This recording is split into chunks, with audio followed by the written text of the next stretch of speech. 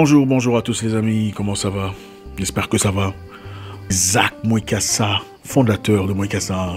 Avant de commencer, mettez un like s'il vous plaît, un like positif, c'est-à-dire, faites ça. Mettez un like pour rien. Je veux juste voir pour les statistiques, ce que ça donne si on atteint 10 000 likes positifs. Donc avant de commencer, s'il vous plaît, mettez un like. Même si vous ne m'aimez pas, enfin, bref, je sais que vous m'aimez de toute façon. Si vous êtes là, ça veut dire que vous m'aimez quelque part. Ça fait partie de la vie. Moi, je vous aime. Bref, mettez un like avant de commencer, on va y aller. Vous savez, 60 ans après l'indépendance, pas grand-chose n'a changé en Afrique. C'est vrai que plus personne ne nous flagelle, ne nous chicote, ne nous agenouille, en tout cas pas ouvertement. Mais pas grand-chose n'a changé pour la population, concrètement. C'est quand même honteux, vous savez. C'est honteux. Aujourd'hui, c'est vrai, nous pouvons manier des ordinateurs si c'est un accomplissement de vie. Aller en Europe sans visa, si c'est un accomplissement de vie. Parler français comme Jean-Luc Mélenchon, si c'est un accomplissement de vie. Et le reste. Mais concrètement, nous vivons les mêmes problèmes, les mêmes difficultés, les mêmes maladies, manque d'hôpital. En tout cas, sinon, on n'enverrait pas nos directeurs et nos ministres à l'étranger, ou nos présidents, pour aller se faire soigner. On ne le ferait pas, on le ferait à l'Afrique chez nous. Un continent riche en minéraux, sol, sous-sol et tout le reste. 60 ans après l'indépendance, quelle est la situation de l'Africain normal? Le peuple, toujours dans la misère, toujours dans les difficultés. Pendant qu'il y a un groupe de personnes, je ne sais pas comment les appeler, qui sirotent du champagne, qui voyagent à volonté en business class, first class, pendant que le reste du monde souffre. Et pour eux, l'Afrique n'a aucun problème. Dans chaque pays, vous trouvez ce genre de personnes. Et dans chaque pays, en tout cas, 90%, si pas plus, pris. Mais nous sommes là, les premiers à pleurnicher, à réclamer le respect des autres, des pays étrangers plus ou moins stables, en tout cas beaucoup plus stables que nous. On veut être considéré à la juste valeur, on crie au racisme, à respecter les Africains. Est-ce qu'on se respecte chez nous? Les Africains souffrent, pendant qu'un petit groupe de gens sont là, à acclamer ceux qui font souffrir le reste du peuple. Vous êtes là, partisans d'un parti politique cruel, violent, paupérisateur, un parti politique qui a torturé le peuple, un gouvernement sanguinaire. Et vous acclamez, vous défendez avec tout ce que vous avez. Sachant tout cela, seulement parce que vous gagnez votre petite pitance, votre petit bol de riz, comme le dirait mon frère Kémy, dans un coin. Et vous dites, ok, c'est bon. Est-ce qu'on n'a pas honte, vraiment? Ça ne vous fait pas honte que les Africains sont là aujourd'hui, en train d'attendre le salut venant d'ailleurs, pendant que nous avons tout ce qu'il faut chez nous. Les plantes, l'intelligence, les capacités, les bénédictions. Comment réfléchiriez-vous à la place? En tout cas, mettez-vous à la place de ces gens-là. Vous êtes intelligent, capable, et vous voyez quelque part une personne qui ne comprend même pas la valeur des terres qu'il a, qui ne comprend même pas la valeur de la bénédiction, des richesses qu'il a. Mais il est moins fort que vous. Vous le laisserez occuper la terre, en toute honnêteté. Pendant que vous n'avez rien, vos enfants sont là, ont aussi besoin d'argent et de possibilités. Vous n'irez pas le pousser, le bousculer? Prenons un fou. Prenons un fou dans les rues. Vous voyez un fou dans les rues assis sur une caisse d'argent où il y a 100 000 $ ou plus. Vous êtes en difficulté, votre femme est enceinte, vos enfants sont affamés. Vous le laisserez là avec cette caisse d'argent? Soyez honnête. Vous ne le ferez pas, n'est-ce pas? Vous bousculerez le fou pour récupérer son argent. Pourquoi sommes-nous étonnés quand ils veulent venir chez nous, prendre ce que nous possédons, pour leurs propres intérêts? Pourquoi sommes-nous étonnés quand ils veulent faire des choses obscures à notre égard, pour gagner ce que nous avons? Ne sommes-nous pas fous? Si 60 ans après l'indépendance, avec tout ce qu'on a comme pétrole, or, diamants, manganèse, terre arable, nous vivons toujours dans la pauvreté, la misère, le manque d'hôpitaux, manque d'écoles décentes, manque d'infrastructures. Dans beaucoup de pays, il existe toujours les rails et les trains que les colonisateurs ont laissés. N'est-ce pas honteux? Ne sommes-nous pas fous? Quelqu'un d'intelligent disait, chaque peuple reçoit le guide qu'il mérite, le leader qu'il mérite. Regardons-nous un peu. Vous êtes là, vous partez à l'église, vous gagnez de l'argent, vous faites votre business. Très difficilement, des fois vous avez du mal à payer vos employés, malgré l'argent que vous avez. Vous leur faites attendre demain. On prend des dettes qu'on paye très difficilement. Quand il faut demander, on est gentil, mais quand on vient récupérer, c'est compliqué. Nous sommes là. Quand un client vient, vous savez que ça coûte 10 €. Mais parce que le client paraît aisé, directement c'est 20 € pour lui. Est-ce qu'on ne le fait pas? Pourquoi sommes-nous étonnés qu'on a des dirigeants dictateurs?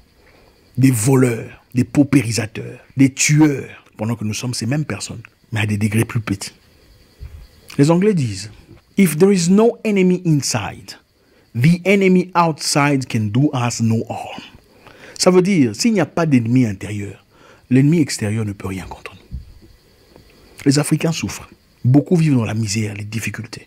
Si aujourd'hui vous avez envoyé vos enfants en Europe, c'est parce que vous savez qu'en Europe, il y aura une éducation meilleure, une santé meilleure. Pourquoi sommes-nous incapables, avec tout ce que nous avons sur nos terres, bâtir une Afrique digne? Pourquoi sommes-nous incapables de réfléchir logiquement, honnêtement, sans un esprit corrompu? Vous savez, les Africains prient beaucoup. Mais je vais vous dire une chose qui pourrait vous déranger. Nous prions beaucoup, en tout cas 90% d'Africains savent qui c'est Dieu ou Allah ou peu importe Nzambi, tout ça. Nous ne sommes pas incrédules, absolument pas. Mais les Africains, en tout cas presque tous les Africains ont toujours un même démon qui ne part pas. L'amour démesuré de l'argent. C'est ça le démon des Noirs qui ne part pas. Et ce démon ne se limite pas à celui qui ne prie pas. Même ceux qui prient, même les pasteurs souffrent de ces démons-là. Même ceux qui prétendent représenter Dieu souffrent souvent du même démon. Il est très fort ce démon apparemment. Même ceux qui ont 2 maisons veulent une 3e, une 4e et une 5e, une grosse voiture et une autre et une autre. Même si cela coûte la vie ou la situation sociale de certaines personnes. Du moment que c'est à leur avantage, ce n'est pas un problème. On vend des terres qui appartiennent aux gens, ou les mamans pauvres cultivées pour subvenir à leurs propres besoins et aux besoins de leurs enfants. Du moment que nous, on gagne des millions, ce n'est pas un problème. Mais ils sont les mêmes personnes qui vont à la prière et font des gros dons d'argent, voilà, pour l'église, bâtissez l'église. Mais d'où vient cet argent? Moi, j'attends un pasteur qui se mettra là debout disant, ok, les amis, il est temps de donner à Dieu. Après que les gens aient donné, il dit, bon, maintenant, tout celui qui sait, qui est conscient que son argent est mal acquis, revienne récupérer son argent ici. J'attends. J'attends voir une personne pareille. J'attends voir une personne spirituelle, pasteur, qui dise l'argent mal acquis, ne présentez pas ça ici. J'attends. Ou l'argent mal acquis que vous avez donné, venez récupérer l'argent mal acquis que vous avez donné pour construire. On va vous le donner. J'attends voir. Pourquoi nous prions? Dans l'hypocrisie. Le Singapour a été colonisé au même moment que l'Afrique. Où sont-ils aujourd'hui? Ils ont été libérés, leur indépendance était autour du Ghana, à la même époque. Aujourd'hui au Singapour, une personne sur 35 Singapouriens est millionnaire en dollars. Ne sont-ils pas humains comme nous? Qu'est-ce qu'ils ont de spécial? Serions-nous des sous-humains, les frères? Pourquoi ça vous étonne qu'on nous maltraite en Inde? Ce n'est pas parce que nous sommes noirs. C'est parce que les Indiens savent que nous sommes bêtes. Nous sommes les mêmes peuples qui soutiennent des gouvernements oppresseurs, oppressifs, dérogeurs, tueurs, maltraiteurs, au détriment de nos propres peuples. Pourquoi doivent-ils nous traiter avec considération?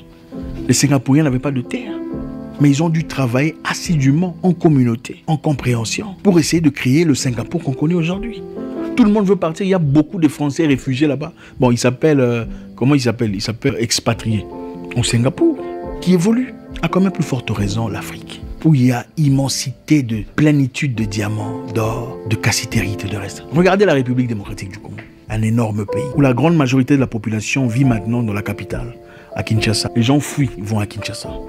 Pourquoi? Parce que tout se passe à Kinshasa. Le pays a été libéré depuis 1960, le 30 juin. Mais aujourd'hui, en 2020, il n'y a pas de route qui quitte Kinshasa jusqu'à Goma. Donc de l'ouest, il n'y a pas de route qui existe. 60 ans après indépendance, il n'y a pas de route existant de Kinshasa à Goma. Ça n'existe pas. Il n'y en a pas. Donc Goma, c'est à l'est de la République démocratique du Congo. Kinshasa, c'est à l'ouest. Donc pour quitter Kinshasa et aller à Goma, il faut nécessairement prendre l'avion. Et pas seulement Goma, Kisangani, Bukavu et beaucoup d'autres endroits. Un peu inaccessible, c'est la forêt dense. Un pays riche en or, diamants, cassitérite, manganèse et tout ce que vous voulez. C'est incroyable. Et d'ailleurs, pour prendre l'avion, il y a Congo Airways, un avion congolais, entre parenthèses. L'avion Congo Airways de Kinshasa à Goma coûte $300, pendant que l'avion Rwanda Air de Kinshasa à Kigali coûte $150. En tout cas, c'est presque ça. C'est pas exactement le même prix. Ça coûte moins cher. en usant d'un avion rwandais qui était en Kinshasa pour aller à Kigali, ensuite Goma, que de quitter Kinshasa à Goma usant un avion congolais. Comment vous expliquez ça? Et cet argent va où? Un pays aussi riche, un pays aussi béni. Et ça vous étonne qu'on vienne venir vous le ravir? Le pays vous appartient avec autant d'or, de diamants, de bois, de poissons. Le fleuve Zaïre, le plus puissant, je ne sais pas en Afrique ou du monde, le deuxième, capable de produire de l'électricité, capable de suffire l'Afrique entière en électricité. Mais les gens vivent dans la pauvreté, la misère. Pourquoi? Parce qu'il y a un groupe de gens, un groupe des Congolais, pas des étrangers, des Congolais qui profitent au système. Ils ont une petite voiture, une petite Jeep, une villa, c'est bon. Le peuple peut souffrir. C'est triste. Aujourd'hui, le Congo est occupé par ses voisins. Il y a au Congo des militaires venant de la Zambie qui veulent une partie du Congo. Il y a au Congo des militaires venant du Burundi. Il y a au Congo des militaires d'origine rwandaise. Il y a au Congo des militaires d'origine soudanaise. Il y a au Congo des militaires d'origine centrafricaine, ougandaise, qui veulent leur part. Ça vous étonne pourquoi? Ça vous étonne pourquoi? Quand le Congolais est prêt à laisser mourir ses propres frères pour les intérêts d'un petit groupe de personnes, ça vous étonne pourquoi? Que le monde ne nous respecte pas. Pourquoi ça vous étonne que les gens veuillent venir de là-bas, vous faire ce qu'ils veulent vous faire là pour que vous mouriez, pour qu'ils prennent vos terres? Un fou qui a 100 000 $, qu'est-ce que vous en faites? Qu'est-ce que vous en faites en toute honnêteté? Et ce n'est pas seulement le Congo. Le Cameroun vit ces mêmes problèmes, des problèmes très compliqués à son égard aussi. Le nord, le sud, les Bamileke et les restes, la République centrafricaine. C'est incroyable. Quel genre d'humains sommes-nous? Nous prions. Nous parlons incessamment. Quand quelqu'un dit quelque chose, vous venez corriger avec un verset biblique. Est-ce qu'on ne peut pas corriger nos vies? Les gens sont là, prêts à défendre le gouvernement. Du moment qu'ils sirotent un peu de champagne, voyagent à volonté, font Dubaï en première classe. Bon, la vie va bien. Le plus gros démon de l'Afrique. L'amour démesuré de l'argent. À la prière, les gens vont pour prier, demandant quoi? Ce n'est pas parce que les gens aiment Dieu. J'ai fait une vidéo là-dessus. Les Africains généralement prient, c'est pour leurs propres intérêts. C'est parce qu'ils pensent qu'en priant, Dieu va lui donner de l'abondance. Il va vivre la plénitude de la vie, la richesse. Les prières, c'est la richesse, le visa, le voyage, le mariage. Si vous dites, ok, même si vous priez, il n'y aura pas de visa. Même si vous priez, vous n'aurez pas d'argent. Vous continuerez à vivre comme vous. Même si vous priez, vous ne serez pas guéri. Très peu de gens priant. Moi, je veux vous dire c'est quoi craindre Dieu. Parce que vous n'avez pas le monopole de la prière. Oui, moi aussi Dieu m'a parlé. Aujourd'hui, je vais vous parler aussi parce que Dieu aussi m'a parlé. Prier Dieu, ce n'est pas crier « Oh Seigneur, Seigneur ». Ce n'est pas ça. Prier Dieu, c'est accuser son frère quand il vole l'argent d'autrui. C'est ça, prier Dieu. C'est aller le dénoncer. Mon frère est en train de voler l'argent du contribuable. Voilà son nom. C'est le fils de mon père. Ça, c'est prier Dieu. Prier Dieu, c'est dire, chef, avec tout le respect possible, je ne ferai pas partie de ces tractations, de ces échanges. Je pense que ça va à l'encontre de mes valeurs. C'est ça, prier Dieu. Même si ça vous coûte votre emploi. Là, vous avez commencé à prier. Prier Dieu, c'est dire, ok, désormais, je ne ferai plus partie de ce bureau gouvernemental. Parce que la direction qu'on vient d'emprunter va à l'encontre de mes valeurs, de toute moralité. Là, vous commencez à prier Dieu. Il faut arrêter de nous fatiguer. Il faut arrêter de nous fatiguer. Prier Dieu, ce n'est pas crier. Ce n'est pas inlassablement citer des versets. C'est de l'hypocrisie, du pharisianisme. Concrètement, vous priez Dieu, on voit quoi? Combien de veuves allez-vous aider avec l'argent que vous gagnez? Combien d'orphelins de riz essayez-vous de changer? À combien essayez-vous d'apporter un petit changement? Même de la nourriture, même un petit rien, des habits. À combien? Vous priez vraiment Dieu? Ou bien vous priez pour gagner de Dieu? Pensez que Dieu est stupide. Celui qui craint Dieu ne demande pas de paiement pour un quelconque dossier illicite. Oh, pour te faire passer ce dossier rapidement, il faut payer. Tu ne pries pas. Ça, ce n'est pas une bénédiction de Dieu. C'est du vol. Ça a été inspiré par Satan. Celui qui aime Dieu ne demande pas de corruption. L'Africain a un gros démon qui ne part pas depuis 60 ans. Et depuis des vingtaines d'années de prière. C'est l'amour démesuré de l'argent. Jésus, dans la Bible, a dit, après qu'on lui ait demandé comment il faut faire pour entrer au paradis, c'est un riche qui lui a demandé. Il a dit, prends toute ta richesse et donne aux pauvres. Le riche a eu peur. Il a dit, il est plus facile à un chameau d'entrer dans une aiguille qu'à un riche d'entrer dans le paradis. Mais nous, on cherche l'abondance, les visas, l'argent, la plénitude. C'est bien d'avoir ces choses. Mais quand votre vie est basée seulement sur les richesses, vous vendez votre peuple. Et c'est honteux. Un fou assis sur une caisse de 100 000 $ sera retiré, poussé de cette caisse. Peu en importe les conditions. C'est ce que nous sommes en train de vivre maintenant actuellement. Nous aimons plus le gain personnel, l'égoïsme. Les gens sont prêts à vendre n'importe quoi pour un bol de riz. Prêts à vendre n'importe quoi, leur famille, leur propre peuple, pour soutenir un gouvernement oppressif. Voleurs. Des multinationales voleurs qui pillent le peuple. Ne paye pas le taxe du moment que vous avez une voiture. Vous êtes bien. Vous allez témoigner quoi à l'église? Dieu a changé ma vie. Avec quel argent? Vous pouvez en toute honnêteté dire que votre maison que vous avez construite là, c'est avec de l'argent honnête. Il n'y a pas eu des dribbles quelque part. Aucune corruption, aucune facilitation illicite. Il faut se remettre en question. C'est nous qui sauverons l'Afrique. Personne d'autre. Arrêtons de pleurnicher. Si nous sommes incapables de faire les choses les plus élémentaires. Dans certains pays, les parlementaires ont dit, bon ok, nous ne voulons plus de notre argent, en tout cas très peu, du moment qu'on traverse. On va essayer de disponibiliser l'argent pour le peuple. Dans des pays ici, il y a des parlementaires qui ont demandé un salaire plus haut. Non, nous ne recevons pas assez d'argent. Pendant ce moment compliqué, vous voulez qu'on vous donne plus d'argent. Waouh! Il faut avoir honte. Et ça vous étonne qu'on veuille nous éliminer, qu'on prenne nos terres, parce qu'on nous considère comme des animaux. Quand vous allez chez les Blancs, le pain coûte $1. Si le pain coûte $3, c'est $3 pour tout le monde. Pour l'Indien, c'est $3. Pour le Chinois, c'est $3. Pour le Blanc, c'est $3. Chez nous, quand vous voyez le visage, vous changez le prix. Ça vous étonne qu'on a des chefs qui ont la même mentalité, qui ne veulent pas quitter. Ah.